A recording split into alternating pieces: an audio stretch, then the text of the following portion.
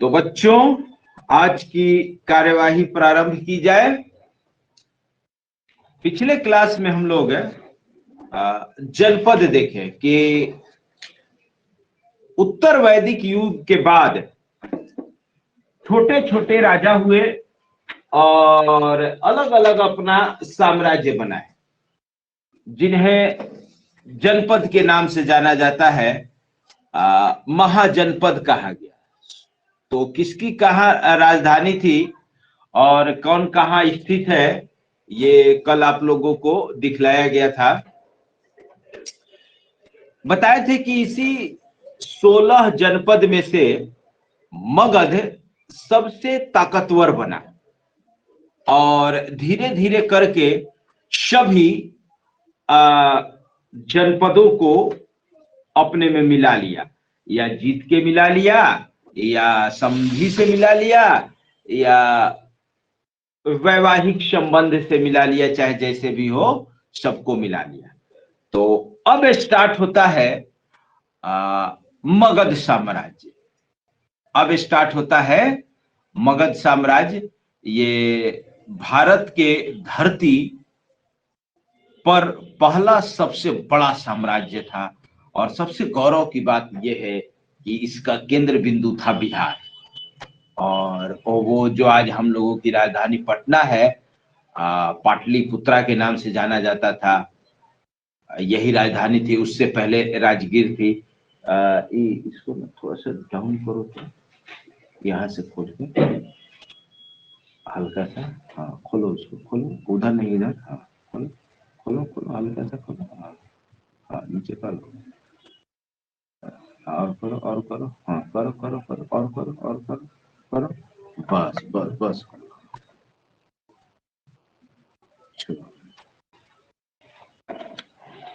तो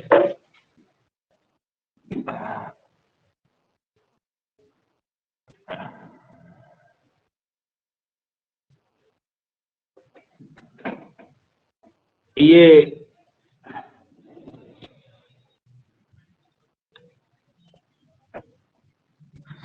तो चलिए हम लोग स्टार्ट करते हैं। मगध साम्राज्य, मगध साम्राज्य। तो एटलस निकालिए आप लोग। सबसे पहले देखिए कि मगध साम्राज्य था कहां। सबसे पहले मगध साम्राज्य था कहां। पेज नंबर 62 देखिए, ये पेज नंबर 62 दिखाई दे रहा है। इसको देखिए क्या लिखा हुआ है, the Ashoka empire. The Ashoka empire. Ashok Magadh साम्राज्य का सबसे प्रतापी शासक था और देख रहे हैं कि उसके साम्राज्य में पूरा भारत, थोड़ा सा दक्षिण भारत छोड़ दिया जाए, अफगानिस्तान तक को कवर किए हुए था। तो ये है अशोका इंपायर। अब देखिए कैसे है। मगध साम्राज्य में कई वंश आए। मगध साम्राज्य में कई वंश आए, डायनेस्टी। तो हर वंश में अलग अलग राजा हुए। हर वंश में अलग अलग शासक हुए हैं, राजा हुए हैं। तो वंश क्या होता है बताते हैं कि जैसे मान लीजिए सासाराम पर किसी का शासन चल रहा है, मान लीजिए शेरशाह का। तो शेरशाह का खानदान जब तक चलेगा तब कहेंगे कि शेरशाह वंश। मान लीजिए शेरशाह के खानदान में अब कोई नहीं रहा, अब कोई दूसरे परिवार का आदमी राजा बन गया, तो अब उसको कहेंगे कि अब इसका वंश स्टार्ट हो गया। अब उसमें 4-5 राजा आएंगे, जितना भी है। फिर उसका भी परिवार खत्म होगा, तो फिर दूसरा परिवार शुरू होगा। तो इस टाइप से जैसे ही एक ब्रेक होता है फैमिली का, वैसे ही अपना दूसरा वंश स्टार्ट हो जाता है। लेकिन साम्राज्य है सासाराम। सब शासन कहां कर रहे हैं? सासाराम पे। तो साम्राज्य हो गया सासाराम और वंश अलग अलग हो गए। इसी टाइप से साम्राज्य हो गया मगध और इसमें बहुत सारे वंश आए, जिसमें सबसे महान हुआ अशोक, और वो था मौर्य वंश का। वो था मौर्य वंश का। आपके नोट्स में सब लिखा हुआ है, पेज नंबर 2 पर आइए। नोट्स निकाल लीजिए आप लोग ताकि लिखना ना पड़े। Page number 2। और कुछ शिकायत आई है कि जो नोट्स है वो क्लियर नहीं है, तो आज इसका ना दूसरा फोटो हम व्हाट्सएप ग्रुप में सेंड कर देंगे। व्हाट्सएप ग्रुप में सेंड कर देंगे। तो देखिए लिखा है मगध साम्राज्य का इतिहास। मगध साम्राज्य का इतिहास। तो नोट्स पर आने से पहले थोड़ा सा आप लोग कुछ लिख लीजिए। लिखिए मगध साम्राज्य का इतिहास या मगध साम्राज्य का उत्कर्ष।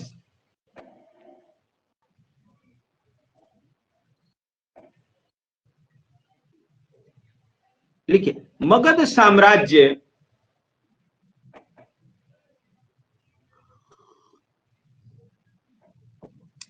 का प्रथम वंश,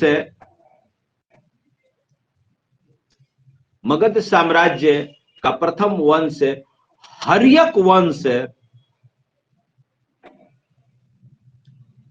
हर्यक वंश माना जाता है।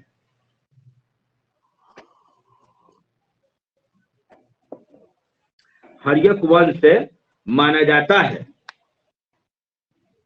लिखिए इस वंश के सबसे प्रतापी शासक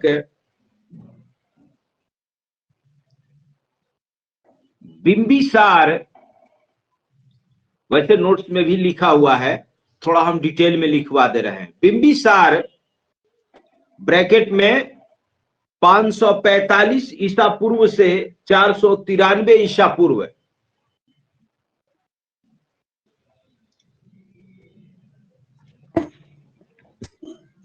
पांच सौ 45 ईसा पूर्व से 493 ईसा पूर्व था। 545 ईसा पूर्व से 493 ईसा पूर्व को ब्रैकेट में बंद कर दीजिएगा, तब लिखेगा था। लिखिए जिसने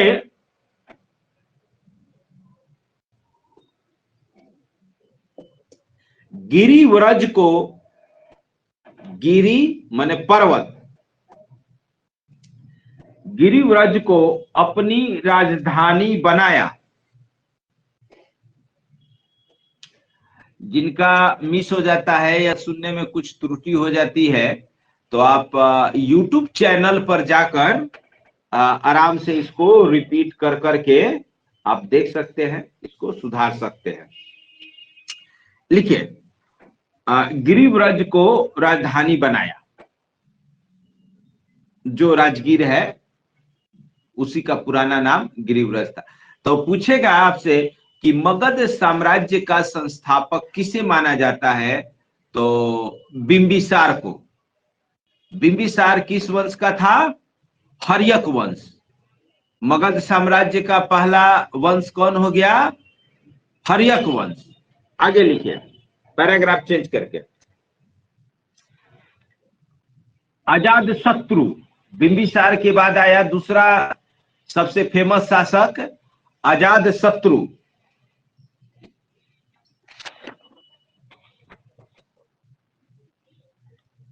लिखिए अजात शत्रु लिख के ब्रैकेट में लिखिएगा 493 ईसा पूर्व से 461 ईसा पूर्व। 493 ईसा पूर्व से 461 ईसा पूर्व। लिखिए इसे कुणिक, कुणिक, इसे कुणिक भी कहा जाता था।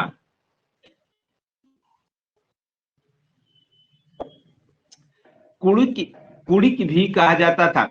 लेकिन ऐसा कहा जाता है कि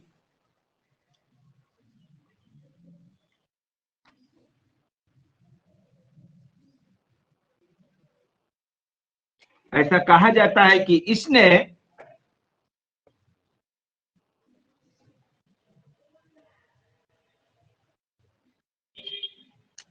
इसने अपने पिता की हत्या कर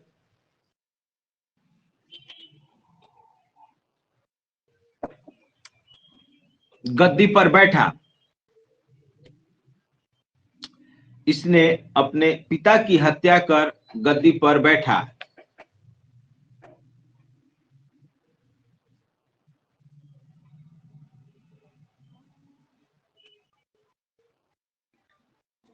देखिए ये बहुत ही महत्वाकांक्षी शासक था।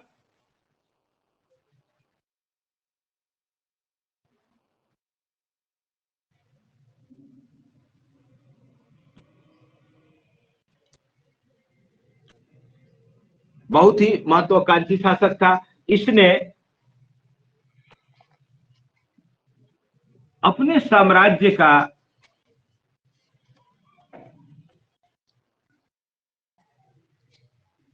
अपने साम्राज्य का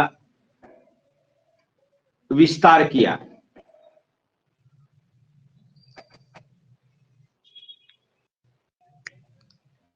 काशी जीत लिया। लिखिए इसी के शासन काल में सर, हाँ, इसने अपने साम्राज्य का विस्तार किया। इसके आगे आगे लिखिए कि इसी के शासन काल में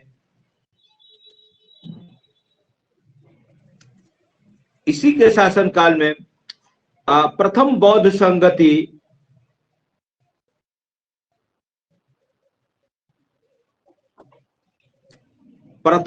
संगति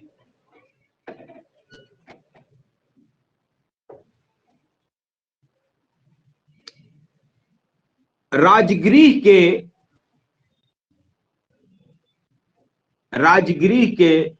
सप्तपर्णी गुफा में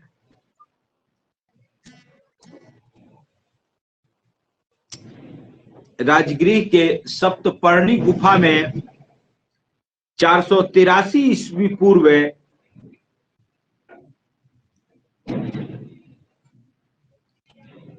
संपन्न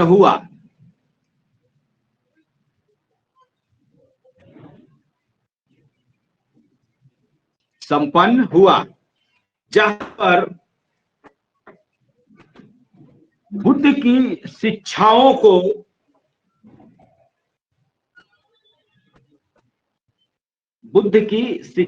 को सुत्त पिटक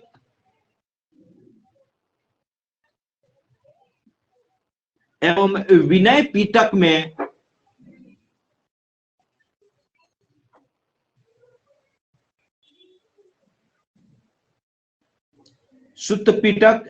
विनय पिटक में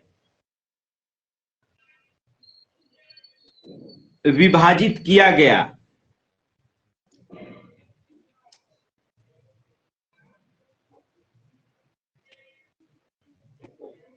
प्रथम बौद्ध संगति को अंडरलाइन कर लीजिएगा। ये क्वेश्चन बड़ी पूछता है कि प्रथम बौद्ध संगति किसके शासन काल में हुआ। तो अजात शत्रु कहां हुआ? राजगृह के सप्तपर्णी गुफा में। कब हुआ? 483 ईसा पूर्व। क्या हुआ? तो सुत्त पिटक और विनय पिटक लिखा गया। देखिए बौद्ध धर्म का एक सबसे महत्वपूर्ण ग्रंथ है जिसका नाम है त्रिपिटक। तीन पिटक, त्रि माने तीन। सुत्त पिटक, विनय पिटक और अभिधम्म पीटक। सुत्त पीटक, विनय पीटक और अभिधम्म पीटक, ये जब हम लोग बौद्ध धर्म पढ़ेंगे तो पढ़ेंगे कि इन पीटकों में क्या लिखा गया है। आगे आइए। अजात शत्रु प्रतापी रहा, मगध साम्राज्य का विस्तार किया। इसके बाद शासक बना, लिखिए, उदयन, उदयन। उसके बाद शासक बना उदयन। 461 ईसा पूर्व से 445 ईसा पूर्व। सर कौन सा शासक? उदयन, नोट्स में लिखा हुआ है, देखिए, अजात शत्रु के बाद उदयन लिखा हुआ है।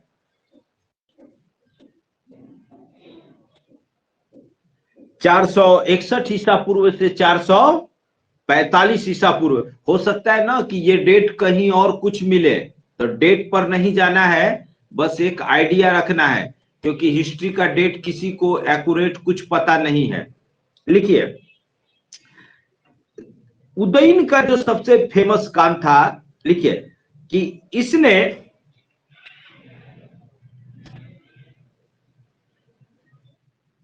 मगध साम्राज्य की राजधानी, इसने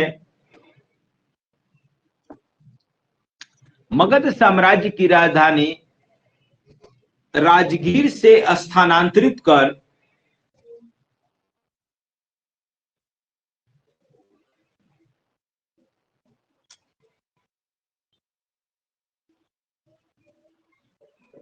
गंगा एवं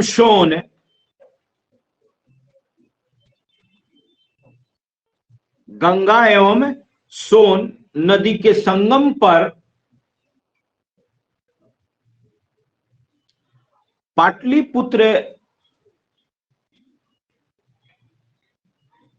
नामक स्थान पर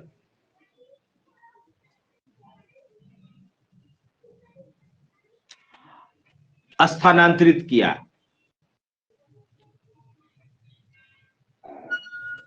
तो याद रखिएगा कि पटना को सबसे पहले राजधानी किसने बनाया? उदयन। किस वंश का था?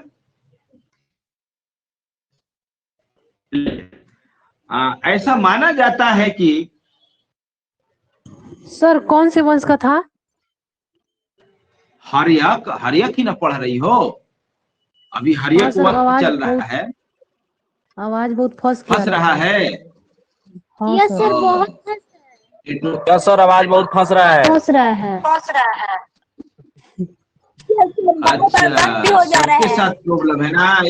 एक मिनट रुकिएगा तब। Yes sir. एक मिनट। नेटवर्क तो ठीक है। अच्छा, फिर ठीक हो जाएगा। बीच बीच में ना रह के खराब हो जा रहा है। अच्छा, आज केबल अब डायरेक्ट राउटर से जोड़ दिया जाएगा। अभी वाईफाई से ना है, स्पीड स्लो हो जाता होगा।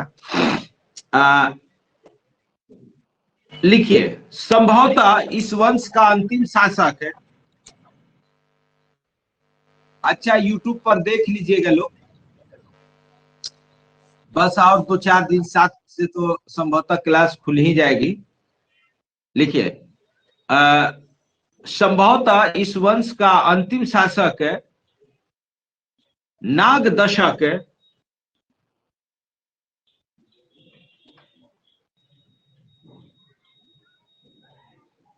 हुआ। नाग दशक हुआ। चलिए, ये हर्यक वंश समाप्त होगा। हर्यक वंश के बाद आया, लिखिए, हेडिंग दीजिए, शिशुनाग वंश। एकदम बड़ा सा लिखिएगा, शिशुनाग वंश। सब वंश को बढ़िया से याद रखना है। देखिए, सब मगध साम्राज्य में ही है। शिशुनाग वंश, शिशुनाग वंश को लिख लीजिए, 412 ईस्वी पूर्व से। सर बहुत ज्यादा आवाज क्यों कट रहा? आवाज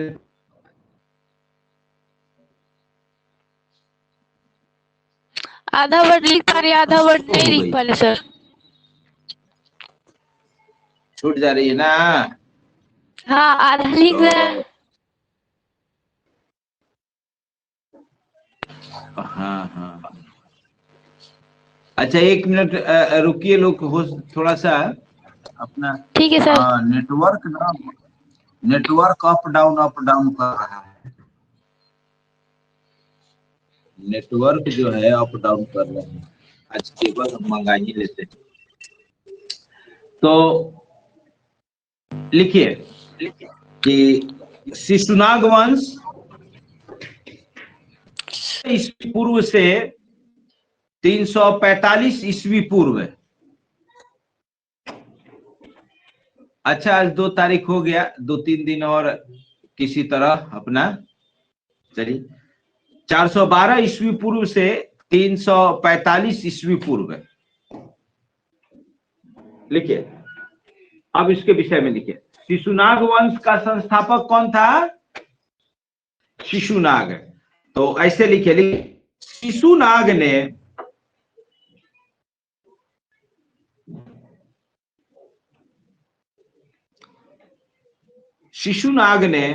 शिशुनाग वंश की स्थापना की।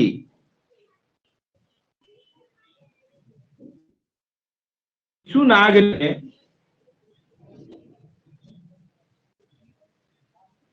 शिशुनाग वंश की स्थापना की, नाग दशक को मार के लिखिए। इसने अपनी राजधानी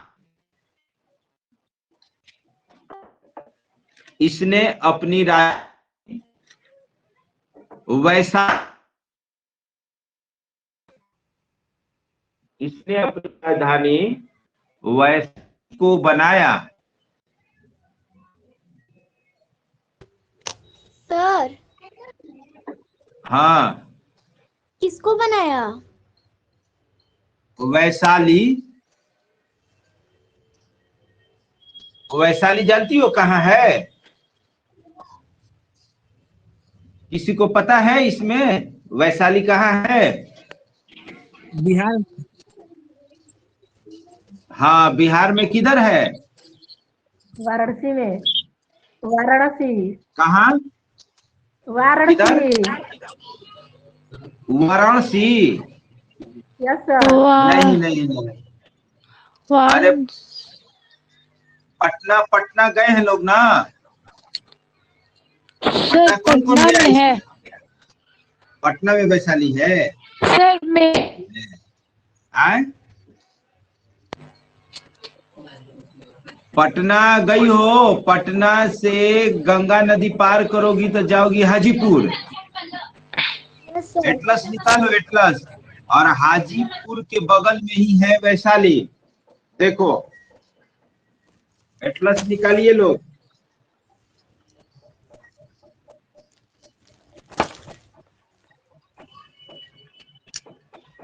देखो, ये रहा हाजीपुर और छपरा, है ना। इधर ये है वैशाली। लिखा नहीं है। छपरा, सिवान सब इधर ये है। ठीक है, चलिए। तो यही पटना। हाँ बोलो। पेज नंबर कितना है? किसका? बिहार वाला?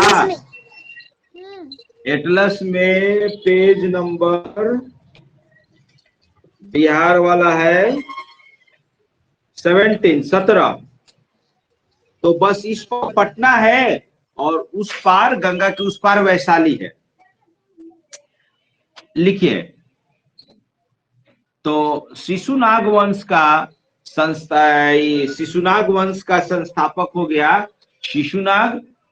और इसका जो प्रतापी शासक हुआ, लिखिए, पैराग्राफ चेंज करके नीचे हेडिंग दीजिए, कालाशोक या काकवर्ण।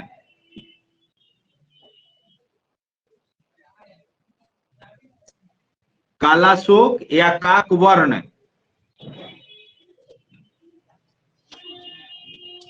देखिए, यही चीज ना हम नोट्स में लिखे हुए हैं देखिए लिखे हैं शिशुनाग, शिशुनाग के नीचे लिखे हैं शिशुनाग नाग दशक को मारकर, पूरा सेंटेंस न लिख के शॉर्ट में लिख दिया है। राजधानी वैशाली, मैंने राजधानी वैशाली को बनाया। फिर उसके नीचे लिखे हैं कालाशोक या काकवर्ण, राजधानी पाटलिपुत्रा लाया। और भी बहुत काम किया है कालाशोक। लिखिए कि कालाशोक 394 ईसा पूर्व से 366 ईसा पूर्व, 394 ईसा पूर्व से 366 ईसा पूर्व। लिखिए इसने राजधानी को पुनः पाटलिपुत्रा ले आया।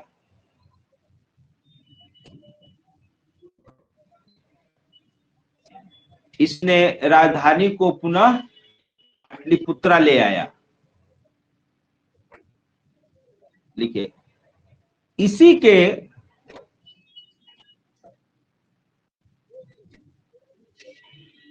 शासनकाल के दौरान, इसी के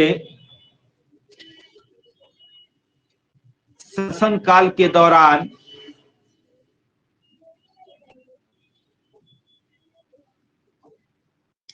वैशाली में द्वितीय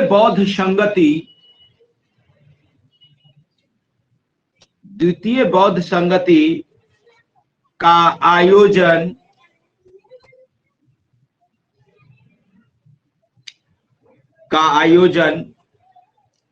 383 ईसा पूर्व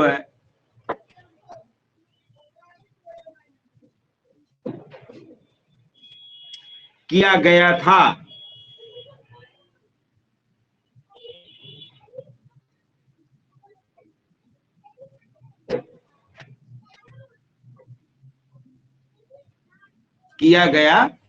लिखिए इस वंश का अंतिम शासक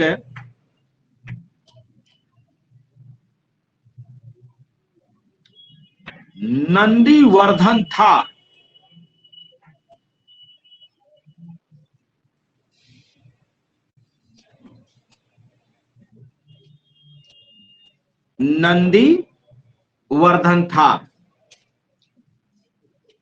चलिए ये शिशुनाग वंश भी खत्म। अब आ जाएगा नंद वंश। हेडिंग दीजिए अगला, नंद वंश।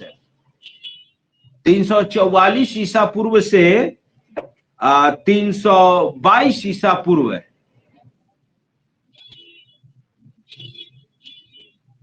नंद वंश 344 ईसा पूर्व से 322 ईसा पूर्व।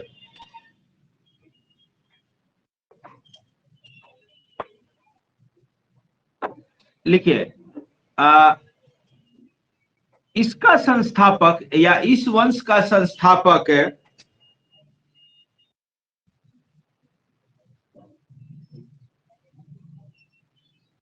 महापद्म नंद था। महापद्म नंद था।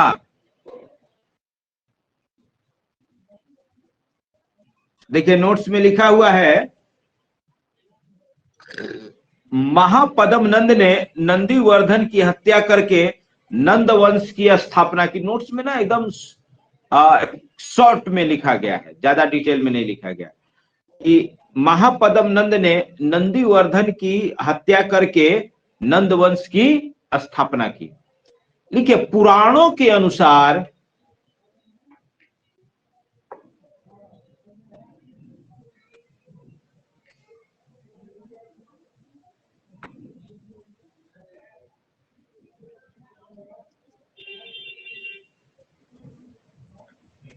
महापद्म नंद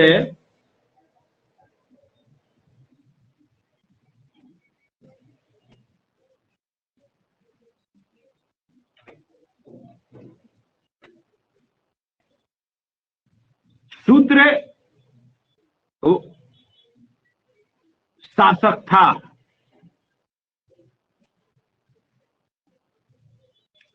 ठीक से सर। महापदम नंद पुराणों के अनुसार शूद्र शासक था। लिखिए, महापदम नंद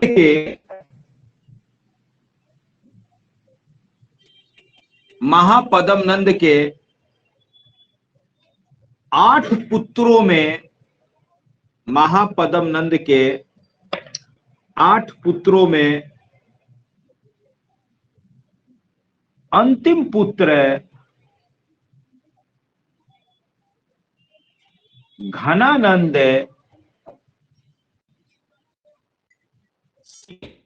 समकालीन था। इसी के समय में, घनानंद के ही समय में सिकंदर आया था। सर क्या बोले, फिर से बोलिए ना। महापदम नंद के 8 पुत्रों में अंतिम पुत्र घनानंद सिकंदर का समकालीन था। सिकंदर का समकालीन था का मतलब इसी के समय सिकंदर आया था। घनानंद बड़ा ही अहंकारी प्रवृत्ति का आदमी था और घमंडी था। घनानंद बहुत ही अहंकारी था और घमंडी था। इसी ने, घनानंद ने ही चाणक्य का अपमान किया था। इसी घनानंद ने चाणक्य का अपमान किया था, जिसका बदला लेने के लिए चाणक्य ने चंद्रगुप्त मौर्य जैसे बालक को ट्रेनिंग देकर शासक के रूप में खड़ा किया और घनानंद को मार के इसकी सत्ता समाप्त कर दी गई और नया वंश मौर्य वंश स्थापित हुआ। और इसी मौर्य वंश में मगध साम्राज्य का सबसे प्रतापी शासक अशोका द ग्रेट जन्म लिया और इतिहास के पन्नों में अमर हो गया। भारत का जब इतिहास आएगा तो शुरुआत अशोक से ही होगा। इस पूरे भारतवर्ष का पहला सबसे प्रतापी शासक अशोका द ग्रेट। उसके जैसा महान शासक कोई नहीं हुआ और अब तक इंडिया में कोई नहीं हुआ कि जितना विशाल साम्राज्य अशोक का था उस पर शासन कर सके, और वो भी शांति पूर्वक। तो अशोका पर बहुत रिसर्च हुआ है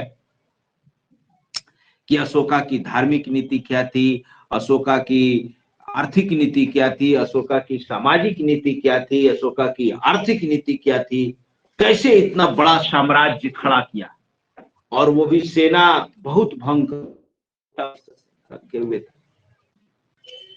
तो इसीलिए अशोक पर रिसर्च होता है। अशोक के जीवन काल का एक ही कलंक है, कलिंग, और उसके बाद तो कलिंग ने अशोक को ही बदल दिया। तो अभी आएंगे अशोक पर। तो अब लिखिए मौर्य वंश। देखिए नोट्स में देखिए, अच्छा नहीं है, इसके विषय में थोड़ा सा लिख लीजिए कि समकालीन था। ग्रीक लेखकों ने, लिखिए, ग्रीक लेखकों ने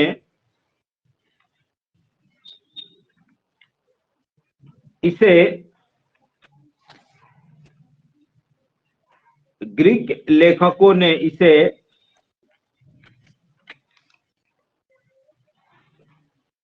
अग्रमीज, ग्रीक लेखकों ने इसे अग्रमीज एवं जैनद्रमीज कहा।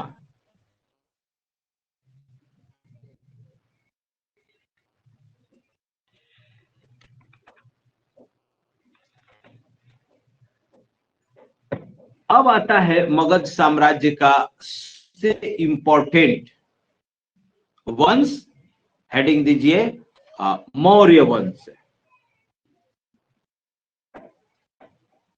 मौर्य वंश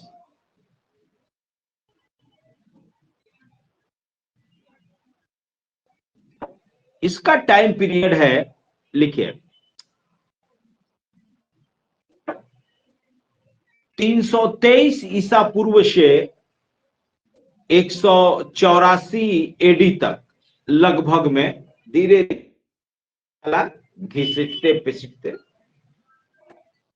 323 ईसा पूर्व से 184 ईसा तक। देखिए हम लोग बीसी से एडी में आ गए, माने माइनस से अब प्लस में, अब 84-85 ऐसे चलेगा, अब घटेगा नहीं, अब बढ़ेगा। लिखिए कि हेडिंग दीजिए, इसका जो मौर्य वंश का सबसे प्रतापी और पहला शासक हुआ चंद्रगुप्त मौर्य।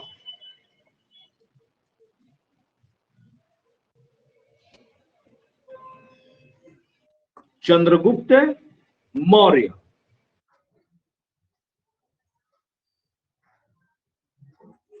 देखिए, चंद्रगुप्त मौर्य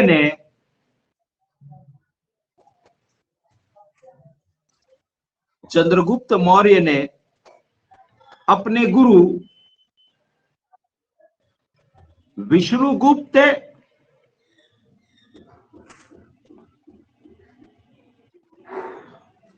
अथवा कौटिल्य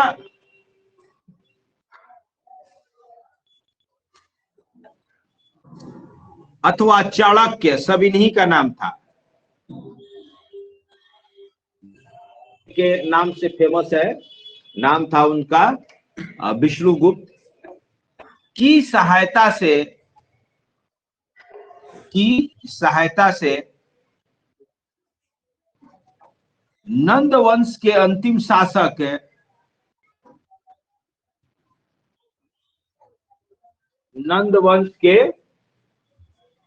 शासक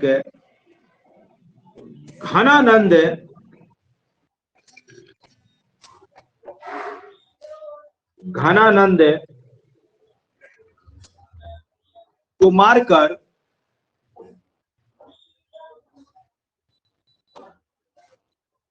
मौर्य वंश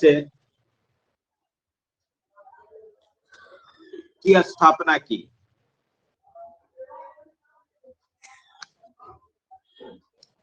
लेकिन चंद्रगुप्त मौर्य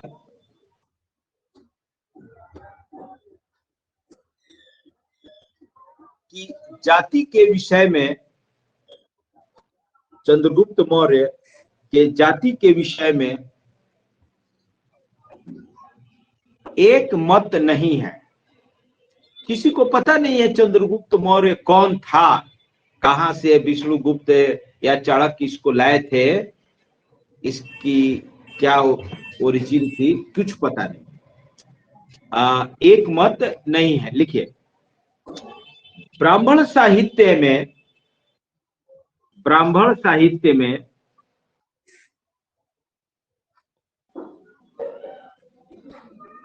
इन्हें शूद्र, ब्राह्मण साहित्य में इन्हें शूद्र तथा बौद्ध एवं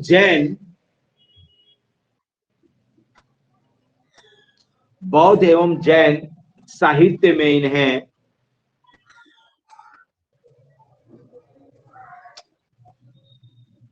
क्षत्रिय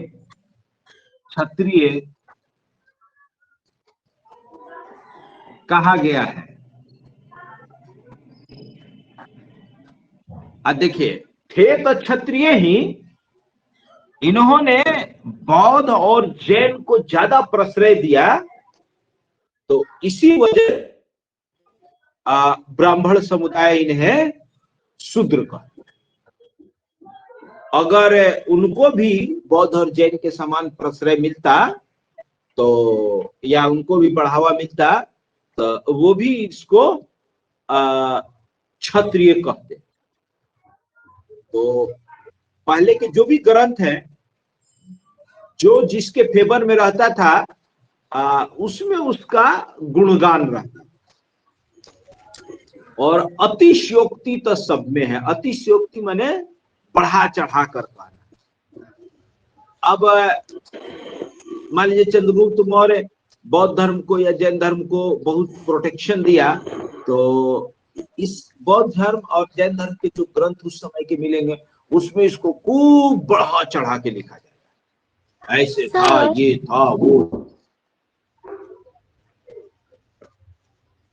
बोलो सर, ये बौद्ध धर्म और जैन धर्म एक ही है कि अलग अलग है?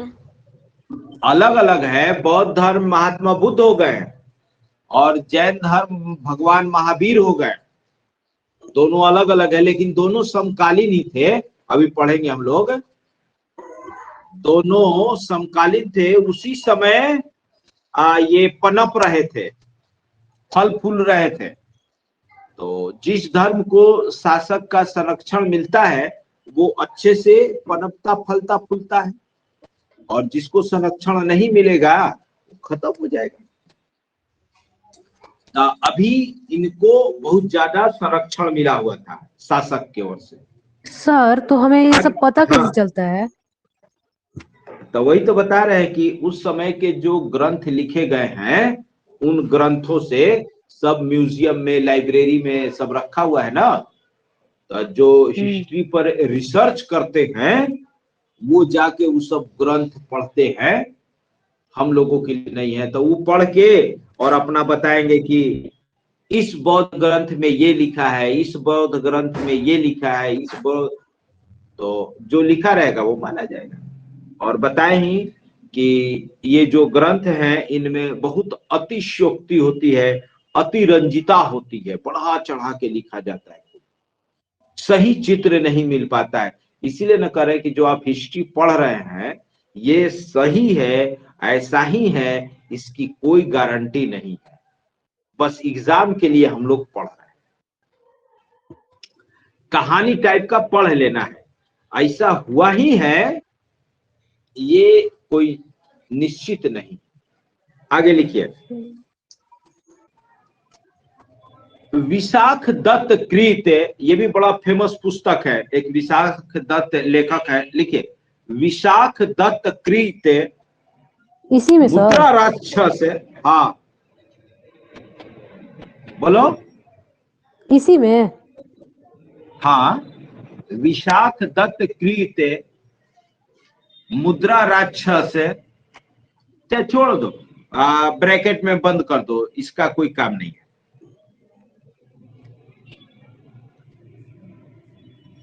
लिखिए, चंद्रगुप्त मौर्य,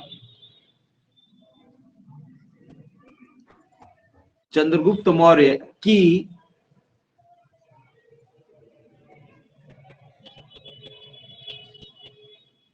चंद्रगुप्त संज्ञा का प्राचीनतम साक्ष्य, प्राचीनतम साक्ष्य रुद्रदामन के जूनागढ़ अभिलेख में मिलता है।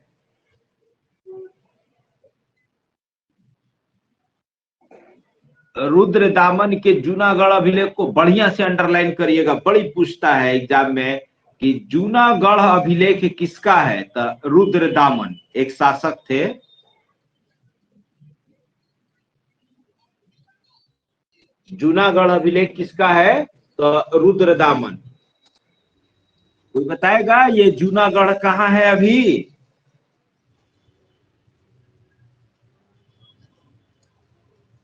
कोई नाम सुना है जूनागढ़ का?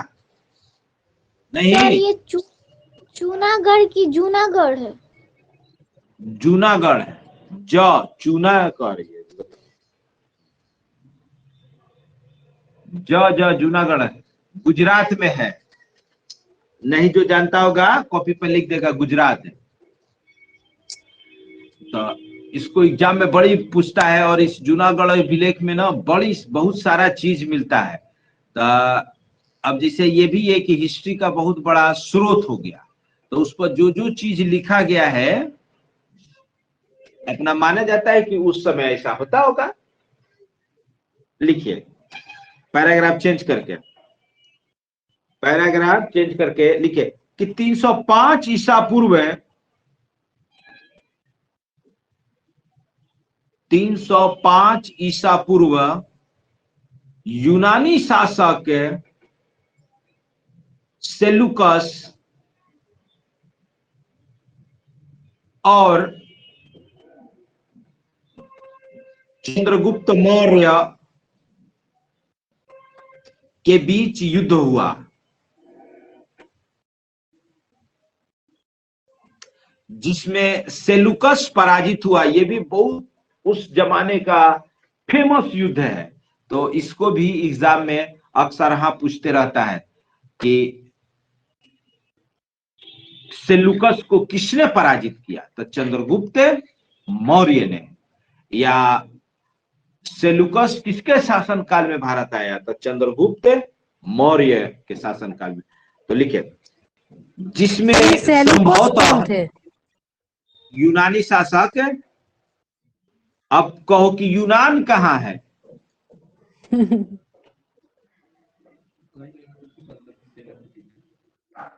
हाँ हाँ सिकंदर की बात है, तो सिकंदर घनानंद में ही ना गया था। तो अब ये यूनान कहाँ है, किसी को पता है? अरे सब भूल गई हो। एटलस में यूरोप निकालो, एटलस में यूरोप निकालो।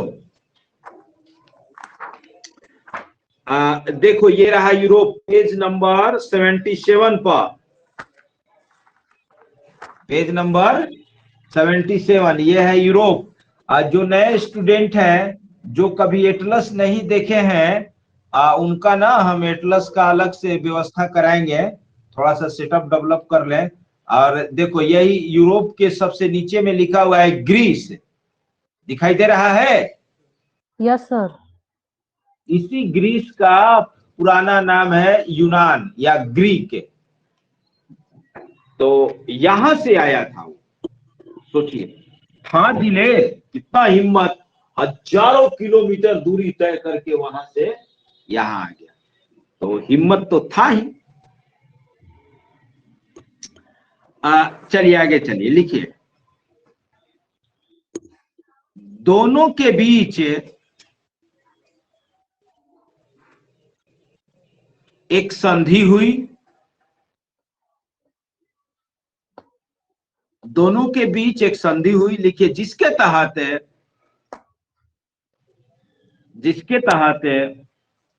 सेलुकस ने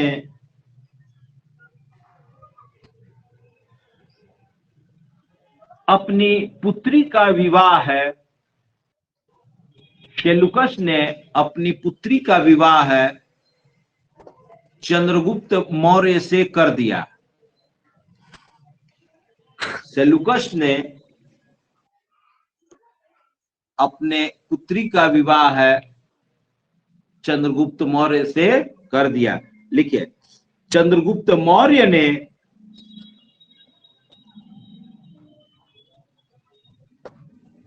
दहेज के रूप में, उल्टा जमाना था,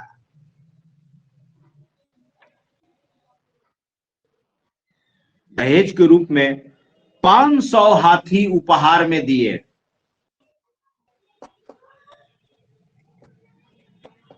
500 हाथी उपहार में दिए तथा कई क्षेत्रों को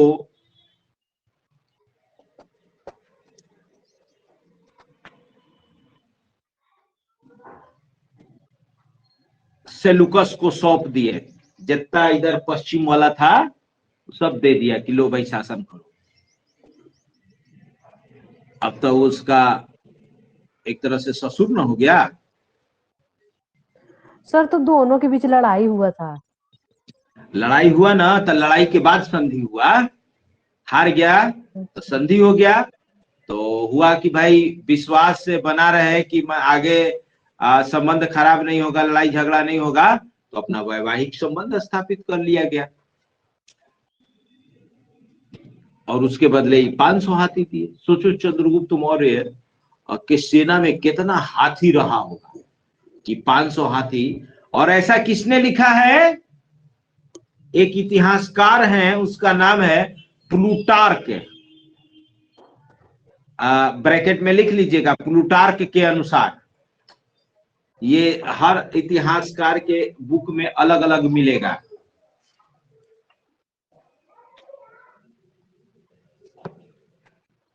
आगे लिखिए कि सेलुकस ने अपने एक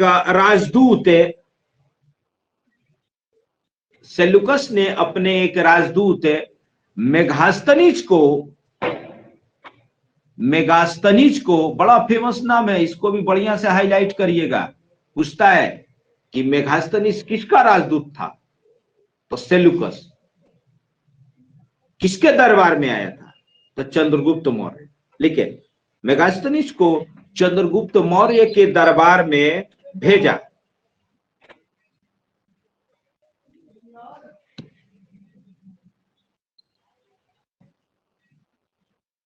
चंद्रगुप्त मौर्य के दरबार में भेजा।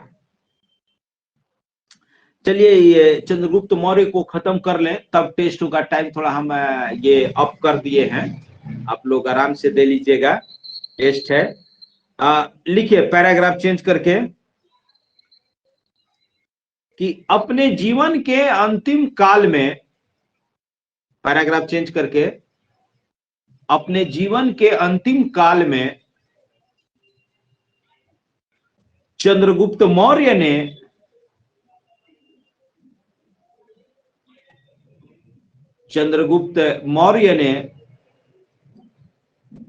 जैन साधु या जैन भिक्षु भद्रबाहु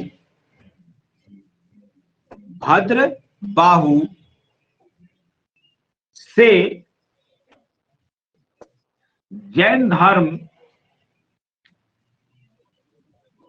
की दीक्षा ग्रहण कर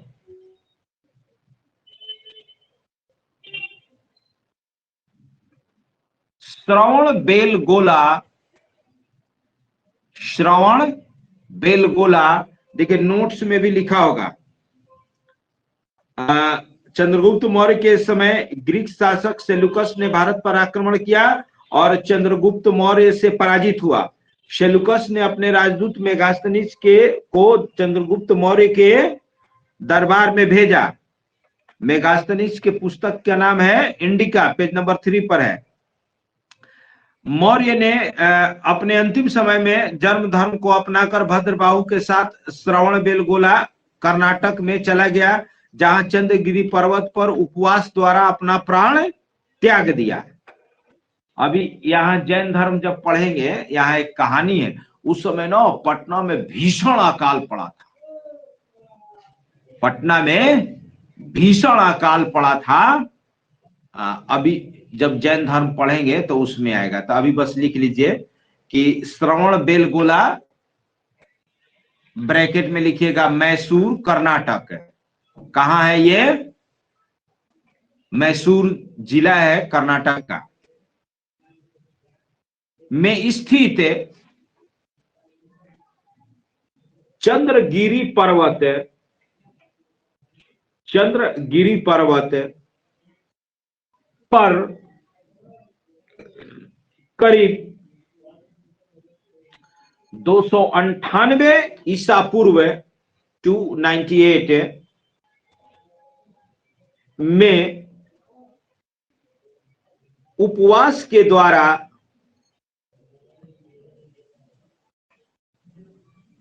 शरीर त्याग दिया।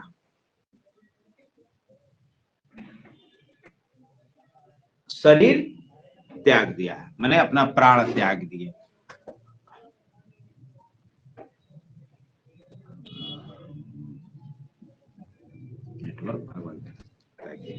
चलिए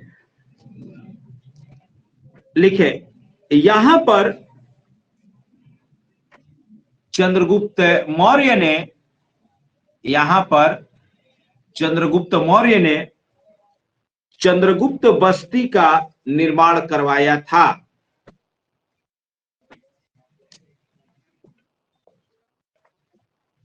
चंद्रगुप्त बस्ती का निर्माण करवाया था। तो देखिए बच्चों 11:06 हो चुके हैं। आज की सेवा समाप्त की जा रही है। आपका दिन शुभ हो।